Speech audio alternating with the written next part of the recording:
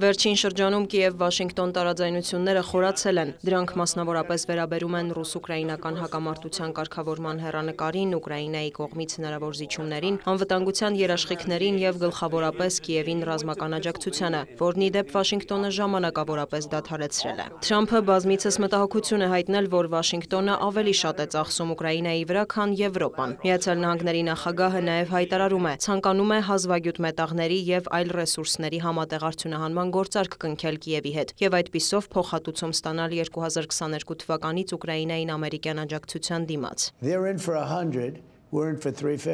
Եվրոպացիները 100 միլիարդ են տվել, իսկ մենք 350, մինչդեռ նրանց ավելի մեծ վտանգ է սպառնում, իսկ մեզ օվկիանոս է բաժանում։ Ավելի վաղ Թրամփը հիշատակել է նաև 500 միլիարդ թիվը, պնդելով Ուկրաինան պետք է մարի այդ պարտքը։ Վոլոդիմիր Զելենսկին հակադարձում է, Կիևի եվրոպացի գործընկերները լուրջ աջակցություն են տրամադրել, ոչ պակաս, քան Միացյալ Նահանգները։ Ուկրաինայի նախագահը հավելում է, իր երկիրը Միացյալ Նահանգներին միլիարդների պարտք չունի։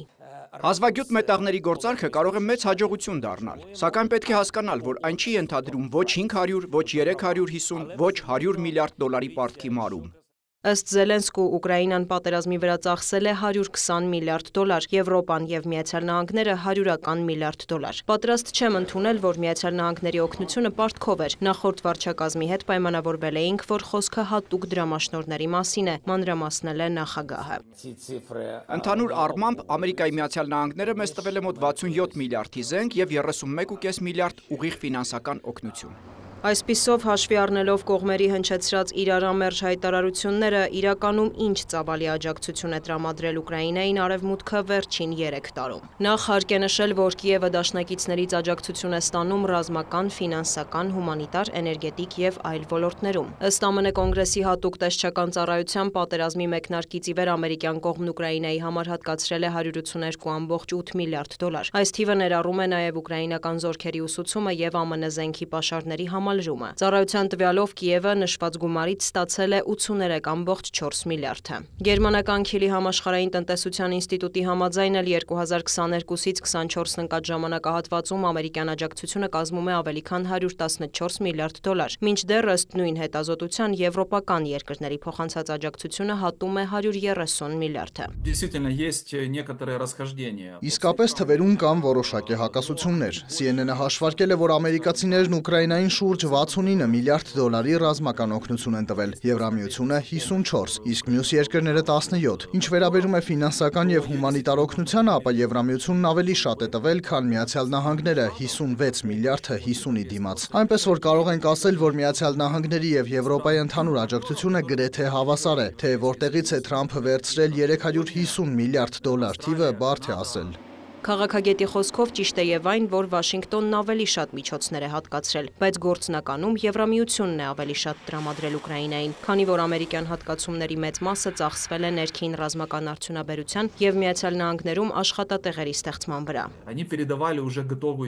Պետք է հաշվի առնել, որ ամերիկացիներն ի սկզբանե պատրաստի տեխնիկա են փոխանցել, որոնք արդեն ունեին պահեստներում, իսկ այդ սարքավորումների գնման համար հատկացված գումարը գնացել է Միացյալ Նահանգների բյուջե, ոչ թե ուղղակիորեն փոխանցվել Ուկրաինային։ Եվրամիությունն այլ կերպ է արել, նրանք հաճախ տեխնիկա են գնել, նույնիսկ երրորդ երկրներից, ամերիկացիներին էլ որոշ գումարներ վճարել, իրական փողեր, եւ այդ միջոցները ոչ միշտ են գնացել եվրոպական արդյունաբերության զարգացմանը։ Արդյունքում Ուկրաինային աջակցությունից Միացյալ Նահանգները ավելի է շահել, քան Եվրամիությունը։ Հաջորդ կարևոր հարցը. արդյոք Կիևը պետք է վճարի եւ փոխհատուցի արևմտյան աջակցության համար։ Թրամփը բողոքում է, Միացյալ Նահանգներն անհատույց է օգնել Ուկրաինային, իսկ Եվրոպան վերադարձնում է իր փողերը։ Վաշինգտոնից հնչող մեղադրանքների ֆոնին Միացյալ Նահանգներում Եվրամիության պատվիրակությունը պարզաբանում է։ Եվրամիությունը պատերազմի սկզբից ի վեր մոտ 145 միլիարդ դոլարի ֆինանսական, ռազմական, հումանիտար աջակցություն է տրամադրել Ուկրաինային։ Դրա 65%-ը հատկացվել է դրամաշնորհների կամ ապրանքների, իսկ 35%-ը արտոնյալ վարկերի տեսքով։ Ինչ վերաբերում է Միացյալ Նահանգներին, ըստ տարբեր աղբյուրների նախկին վարչակազմի օրոք ամերիկյան աջակցության շատ փոքր տոկոսն է Կիևին տրամադրվել վարկի տեսքով։ Հարկ է նշել, որ 2024 թվականի նոյեմբերին Բայդենը հայտարարել էր ավելի քան 4 միլիարդ դոլարի պարտքը ներելու մտադրության մասին։ Трамп, кстати, сам про это говорил, когда был еще кандидатом. Նույնիսկ Թրամփն էր ժամանակին ասում, որ Ուկրաինայի վարկային պարտավորությունները կարող են չեղարկվել։ Կարևոր է նշել, որ Լենդ-լիզի օրենքն էլ չի գործում, ուստի ուկրաինացիները պարտավոր չեն փոխհատուցել նաև տեխնիկայի տեսքով, ինչի մասին Բայդենն էլ է ասել։ Եվրամիության մասով նրանք Ուկրաինային աննախադեպ պայմաններով են գումարներ հատկացրել, խոսքը օրինակ 35 տարվա վարկի մասին է։ Ավելին, դրա սպասարկման տոկոսները եւ այլ վճարումները ստանձնել են Եվրամիության երկրները։ Այսինքն Եվրոպան ըստ էության փող է տվել, հավանաբար հասկանալով, որ Ուկրաինան այդ պարտքի մեծ մասն իրական փողերով չի վերադարձնելու, այլ փոխհատուցելու է, օրինակ համատեղ կամ այլ նախագծերի միջոցով։ Թրամփը ճիշտ է, երբ ասում է, որ Եվրամիությունը փողի մեծ մասը վարկով է տվել, սակայն նա չի փորձում հասկանալ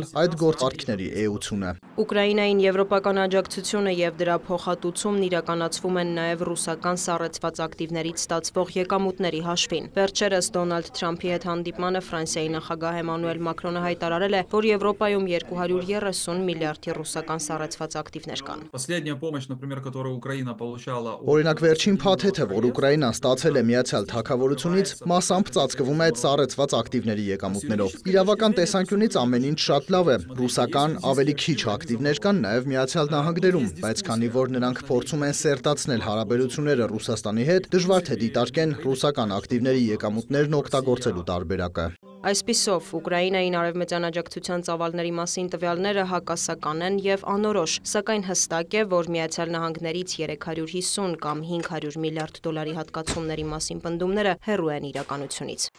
Դիանա Գասպարյան, լուրեր։